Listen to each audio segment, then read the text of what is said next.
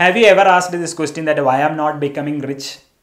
If you already know the answer, you are in the journey of your financial freedom. But if you have not figured out the answer to this question, or if you have not even asked this question to yourself, there you need education, because you are chasing your cash. You are not chasing your cash flow. So there is a clear difference between what is cash and what is cash flow. And this video is exclusively for you guys who have worked for long years and couldn't save anything, couldn't invest anything, couldn't achieve financial freedom. You might be getting a nice salary, you might be getting your appraisals on time, but you couldn't achieve your financial freedom. Why? Because all these years you are chasing the cash, not the cash flow. But the rich are not chasing the cash, they are chasing the cash flow. So you should have a clear understanding about what is cash and what is the cash flow. And in this video, we are going to explain the difference between them. And I hope I will be able to help you to make you understand what is the cash and what is the cash flow.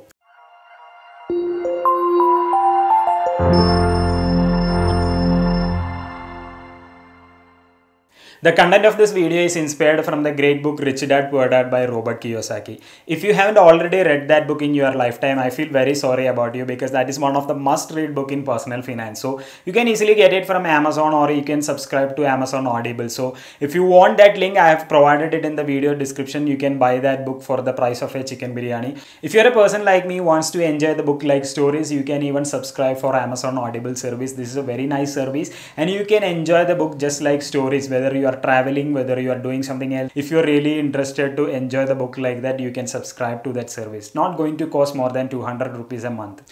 Now first, let's try to understand the cash flow of the poor class people. So they will have mainly one source of income. Only they will have the income from their jobs, and all their income is directly going to the expense column. So they will not have any money for building the assets. They will not have any liabilities. All the income coming to them will be directly going to their expense column. So the reason is the money which is coming into them is not sufficient enough to cover their expenses itself. Then how can they save? How can they invest? How can they build asset classes? Or who will give them loans? Because their income is not sufficient enough to cover their expenses. So that is how normally the cash flow of poor class. So if you belongs to the poor class, what you have to do is you have to start exploring different opportunities for additional sources of income. You cannot survive with only single source of income. You definitely make extra sources of income. Now let's look at the cash flow of middle class people. If you compare the poor class, middle class are the most dangerous people. Why? Because middle class are not actually poor, they have money with them. But the problem is middle class wanted to be in the rich class, and they are pretending like rich. You know, like when neighbors, they are buying a new car, means we will also buy a new car which is better than their car. And if they are constructing a house, we want to construct a bigger house than them. And if they are sending their kids into a normal English medium school, we want to send our kids to an international school. So that is how people are doing. So what will happen if you continue doing like this? You will end up in debt traps. What is debt trap? You will take loans over loans, right?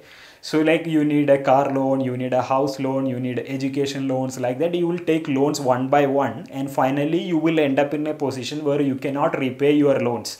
And there are a lot of people who just buy things like crazy from Amazon, Flipkart. They'll order it just like anything in EMIs using your credit card. And what will happen? At the end of every month, you will get a huge credit card bill. And when you get your next month's salary, all the money will go to all these loans, credit cards, everything. Middle class also will have one source of income, which is from their primary job. And all this income will be coming to their income column, will directly go to their liabilities. After paying all their liabilities, the money will come to their expense column. So what is left over only you are spending, and that money is not sufficient enough. So what they will do, they will again use credit cards, put all the transactions in the credit cards, and this credit will revolve every month. So this will become a routine, and you will not make any asset class. If you think that with your salary you will achieve financial freedom, you can never achieve financial freedom in your life. Just consider this example, that you are earning 12 lakhs per annum. That is your package. That is the yearly salary you are getting. Do you think that you can save the entire 12 lakhs in your life? And the minimum target I can say is 1.2 CR. Today 1.2 CR is not a big amount, because like after few years you will see the inflation, and 1.2 CR will not sufficient enough to achieve a right financial freedom. But we can consider the cheapest financial freedom is 1.2 CR, and you are earning 12 lakhs in a year. Just think about it and see, like it will take 10 years for you to achieve your financial freedom if you are saving the 100% of your salary, which is the entire 12 lakhs. Do you think is it possible? Of course not, because you will have expenses, you have to pay tax, you have to pay a lot of things, loans, everything. Then how can you save 12 lakhs? Your package is 12 lakhs, you can save easily 6 lakhs in a year. If you save 6 lakhs in a year, it will take 20 years to achieve the cheapest financial freedom. So what you have to do? Of course, you have to think about some extra sources of income. Whatever be it is, you can do a lot of things like a freelance work, or maybe you can go for good investments like in mutual funds, share market, real estate, or whatever be it is, you need to find another source of income. You cannot survive with one single source of income from your job. So some people are now thinking like, oh my God, my salary will not be 12 lakhs every year. Company is giving me 10% hike every year, year on year. So like my package will be 20 lakhs after a few years. So why I need to worry about it? Have you considered the inflation? Now it is 6 to 7%. So in effect, the 10% hike will be 3% at there itself. Now what is the next problem? The more you work, you will get more salary. The more salary you get, you have to pay more income tax.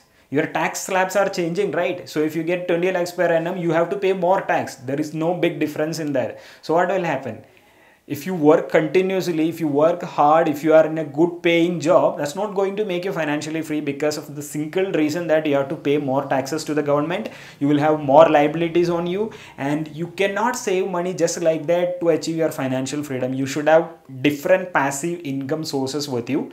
That passive income is going to create the right asset classes for you, and if you have the right asset classes which is sufficient enough to cover all your expenses, then only you will be financially independent. Now let's consider the case of rich people, how the cash flow is working for them. The money is coming from the asset classes, not from the job. They will not go for actually jobs, because their asset classes are sufficient enough to cover all their expenses. So they are the people who really we can consider them that achieved the financial freedom at the right level, because their all asset classes are sufficient enough to give them a income, and that income is sufficient enough to cover all their expenses, cover all their liabilities. So they are not going for a job. They are not exchanging their time for making the money. Instead, they made a system. That system is going to generate the money for them. So you should have a very good asset classes with you.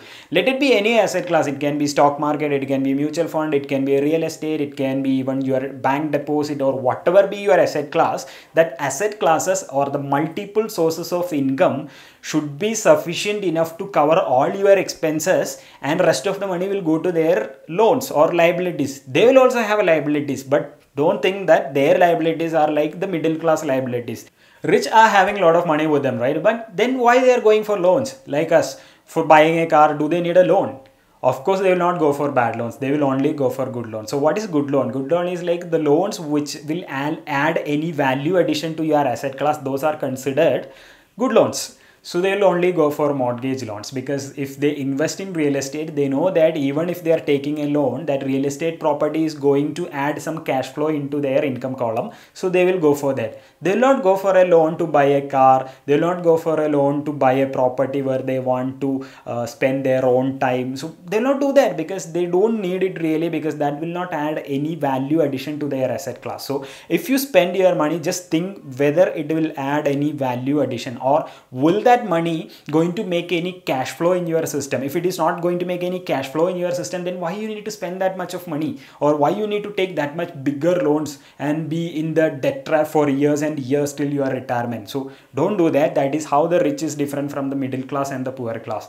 I hope it is very clear to you now. Now you already understood the difference between the poor class, middle class cash flow system, and how the rich is managing their cash flow. For the rich people, cash flow is the king. For the poor and middle class people, cash is the king, because they chase the money just like anything, because they want more money, more cash, they want to accumulate more money, but they are not building any asset classes to feed their expenses. That is where the middle class and the poor class is entirely different from the rich. Rich are not going to make more money. Instead, they want to make more cash flows coming into their system. A steady cash flow is going to make them financially free, not the more cash coming into their system make them financially free.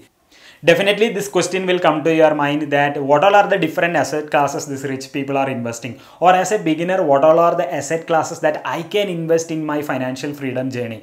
Don't worry about it. I will consider all these questions, and we have a lot of time limitation in a video, right? So I will do different videos for each different investment opportunities, asset classes. So definitely my upcoming videos will be packed with a lot of value. So if you have not already subscribed to my channel, hit the subscribe button, hit the bell icon. hit the like button also, so that when I post new videos, you will definitely will get notified.